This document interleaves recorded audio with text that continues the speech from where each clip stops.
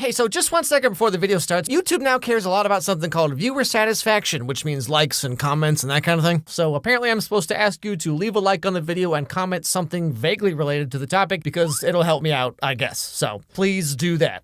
Okay, bye. Well, looks like it's time once again for another installment of Allegedly grown watching a kid's show. So Nickelodeon just came out with this brand new movie called Monster High, the movie, which kind of sounds like something written by Seth Rogen, but whatever. Now, Monster High is actually a line of toys made by Mattel that came out in 2010, and they were apparently like really popular, right? And then they tried to reboot the franchise universe in 2016, and like no one cared. So this movie represents the second reboot they've done for this toy line because gosh darn it, you're gonna buy these toys and you're gonna like it. But anyway, let's take a walk and check out the new Nickelodeon movie, Monster High.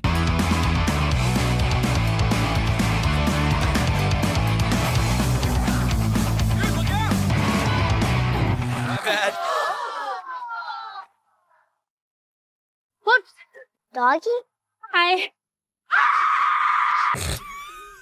Okay, just right, first thing, okay. There's so much happening in this scene. First of all, shout out to this soccer mom and her 7-year-old daughter just hanging out in a skate park. Who does this? Also, like, it's 2022 and everyone's acting like they've never seen any girl who looks like this, ever. That's my key.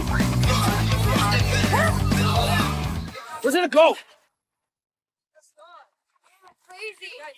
What was that thing? Is that a girl? It wasn't a girl, it was an animal.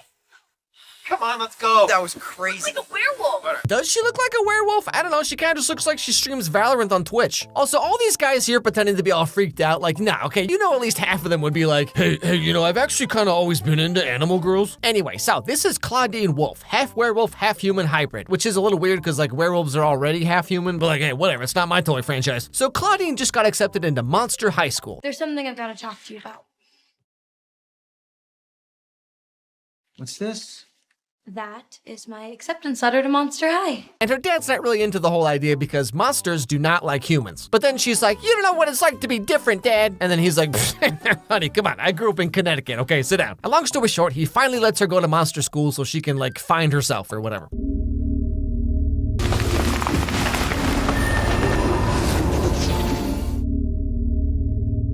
Whoa.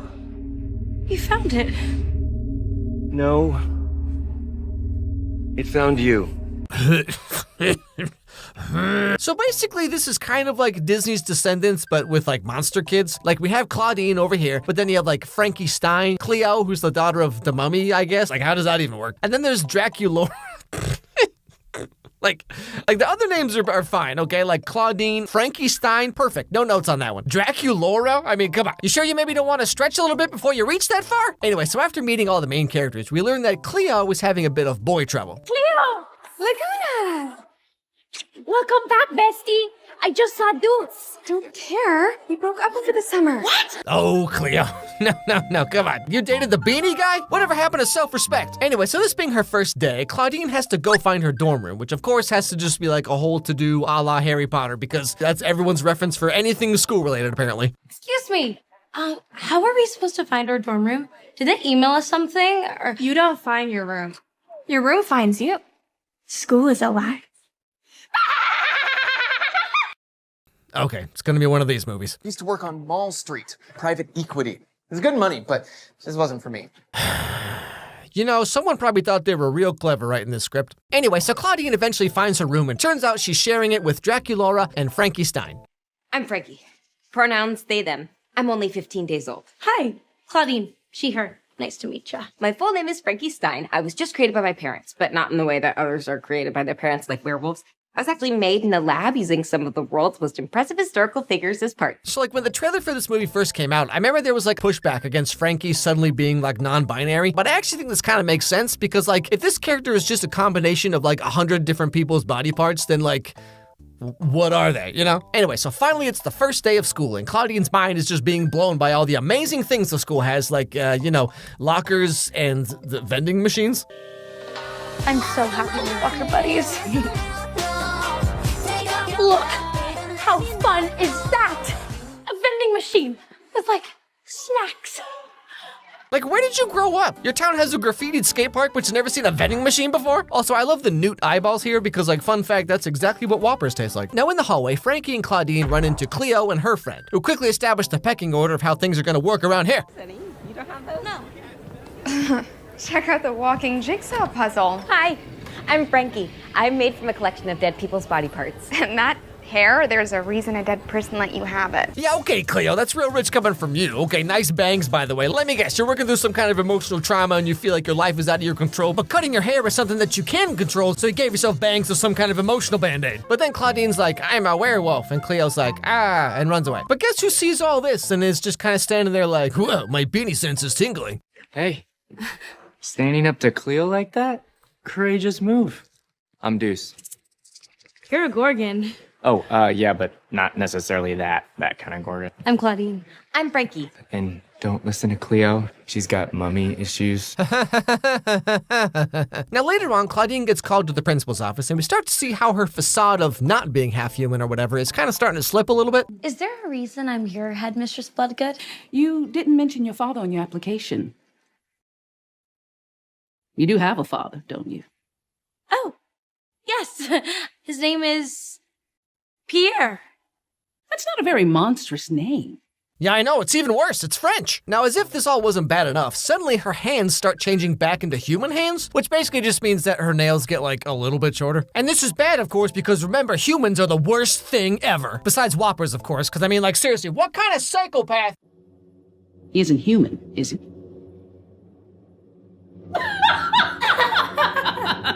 Humans are the enemy, always have been. We can't have any at Monster High. Only true monster hearts. Nope, not human. He is all werewolf. You know, I think I'm starting to get the idea that this movie might be an allegory for discrimination. But I was like, isn't Frankie made up of human body parts? So like, how do you fit into all this? If only there was a teacher at this school who could tell me why humans are so bad. Here, we only accept those of true monster heart. Quick question. Are all humans bad? I'm gonna share a little history about how bad humans can be. No, not the guitar. No, please, not another one of those full-time teacher, part-time youth pastor guys. Hey kids, I know you're always playing those video games, but you know who's always among us and is never sus? Jesus. Oh, but don't worry everybody, because about 5 chords into the song, he throws the guitar away and then does a rap. So, thanks, Nickelodeon. Mr. Comos, can I just say how excited I am to be in your class? Where's this movie going? Now, during this song, we learn that Dr. Jekyll / Mr. Hyde was also a student at Monster High a long time ago, but he was kicked out because he was half human. However, he was doing a bunch of secret science experiments to find a way to cure his humanhoodness ship. Rumor has it that he built a secret lab right here on campus. According to legend, made a potion that could ixnay his human side, but he was kicked out of school before he could take it. It's probably still there in his lab. You know, he kept meticulous lab journals. He did? Yep, marked by his signature clasped hands. I've heard they're still in the science archives. So Claudine and Frankie head into the library and find some of Hyde's old journals, but they're written in some kind of secret code. That's not handwriting, that's code. How did you? Alan Turing's cortex. This is definitely Hyde's diary. All right, let's see here. Be sure to drink your Ovaltine. What the heck? Coordinates point here. Campus graveyard. So they head on over to the graveyard in the middle of the night because students aren't like supposed to be there. And while they look for Mr. Hyde's secret lab, we also get to learn a little more about Frankie over here. On all my social media apps, I've literally made one friend, besides you, and it's Cleo. And that's only to make fun of me. I've been alone my whole life. All I know is I'm your friend. And I like you.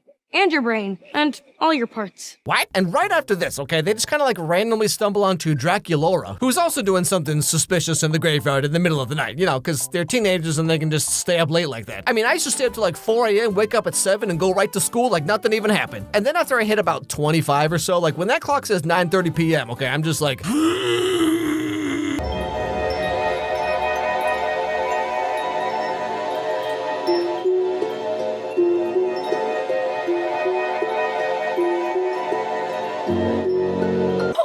Mother of Minotaur! What are you doing here? What are you doing here? Witchcraft. That's right, Draculaura's doing witchcraft, which is bad because it's like a human thing. But that doesn't matter, okay? Because, I mean, she's one of those cool girls, you know, who's always like, hey, you know all this stuff that you're not supposed to do? Well, guess what? I do it anyway. You're so cool. Now, long story short, they end up finding a secret magic door that probably has the secret magic lab behind it. But what do you know? There's some kind of secret magic lock on it that they can't open. Okay. Your parents didn't happen to give you Hyde's hand, did they? Frida Kahlo's. You should see my self-portraits. You know, there's probably a spell for that door.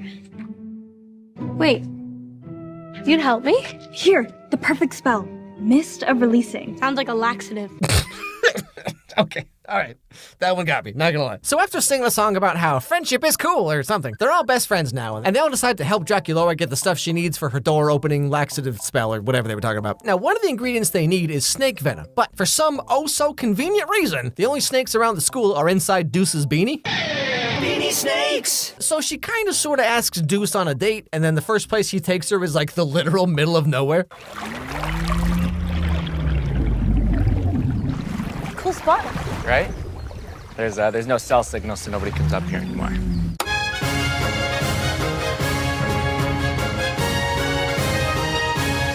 See, I'm the first one in my family to ever go to Monster High. Gorgons aren't exactly the most beloved of monsters. Maybe it's the deadly snake hair. So, are they really super poisonous? Think I could see him for a sec? The what? Hey, so you're the guy with the big snake, right? Can I see it? I want to find out why they call you the basilisk boy. Not a great idea. You know, deadly hair, deadly eyes. Everyone makes assumptions about me. Hey, you know, that's the same thing I told myself about why all the girls in my high school avoided me. But turns out it was just because of all my homemade Pokemon t-shirts. Anyway, so then he sings a song, and the whole time she's trying to trick his snake into giving her some of that venom. Okay, it sounds a lot weirder when you put it that way, but that's actually what happens, though. But then in the middle of the song, Deuce is like, I think you're pretty. And Claudine's like, It must be so hard, ever being able to stare into somebody's eyes. Especially a wolf like you. But ultimately, she does end up getting some of that Deuce juice, you know what I'm saying? So our three main characters go back to the graveyard and do the spell, and like it doesn't even work? But we sang like 4 songs to get here. How is that even fair? Now, throughout this whole movie up to now, there's been some weird things happening, like there's this writing on the wall that appears, or something happens to Claudine in the library, and later on they're talking to the principal, and the school gets all shaky and warped for a second, and oh my goodness, what's going on? Go to your rooms now. Use the south stairs.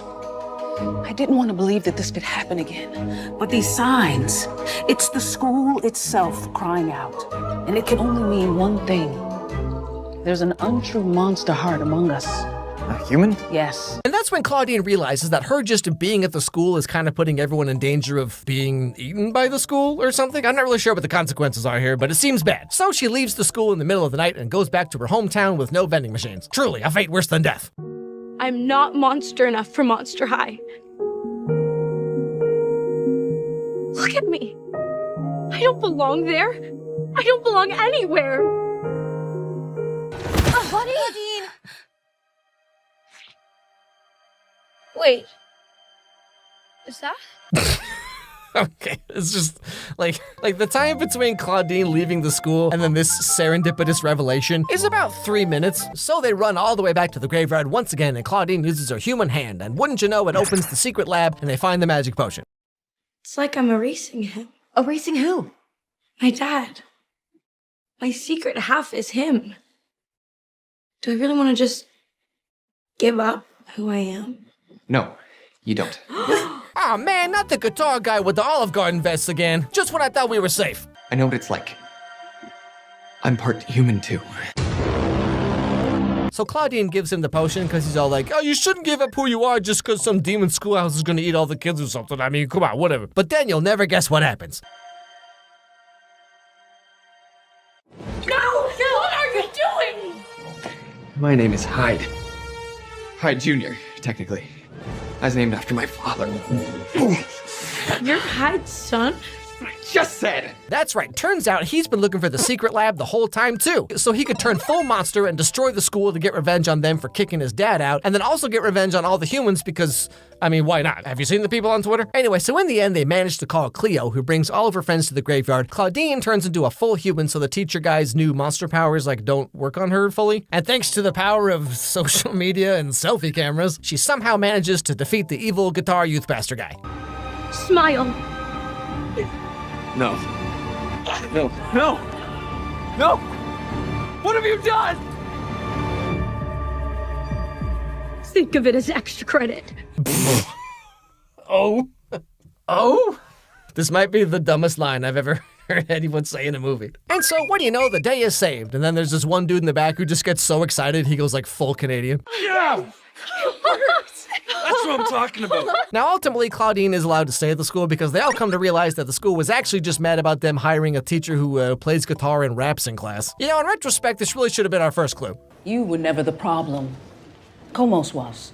The school is clearly now fine.